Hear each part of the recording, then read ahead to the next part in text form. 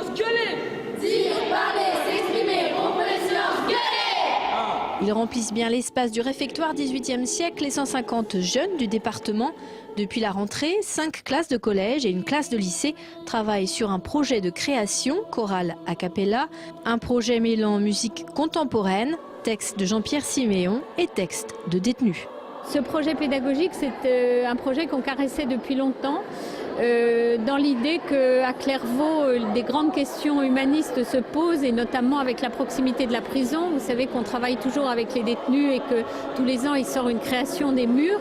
Et donc l'idée, c'était de traiter ce sujet de société auprès des élèves à travers la musique, à travers une création artistique.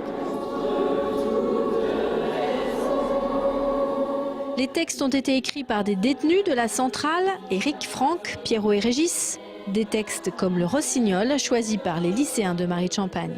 C'est un détenu qui raconte comment le temps passe en fait. Et il a beaucoup de temps, le temps passe pas vite en fait. Ça touche. D'entendre des textes comme ça touche même les plus jeunes. Ça toucherait n'importe qui. Les jeunes sont sensibles au texte, mais aussi à une musique jusqu'alors inconnue. C'est Thierry Machuel, en résidence à Clairvaux, qui a composé Histoire de Verrou, une découverte pour les adolescents. On parlait musique contemporaine, on ne savait pas trop ce que c'était. Alors voilà, on nous a expliqué, au départ on a trouvé ça bizarre.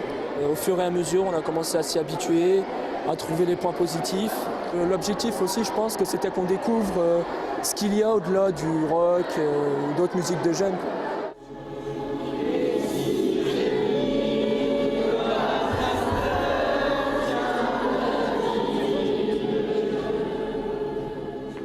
Entrer dans un monde musical nouveau, dans un monde carcéral mystérieux. Ils ont découvert des textes de détenus, c'est aussi une manière de découvrir un monde qu'ils ne connaissent pas, peut-être d'avoir une autre approche, c'est aussi ça notre objectif, d'essayer de ne pas porter de jugement et de s'apercevoir que ces détenus sont aussi capables d'écrire des très belles choses.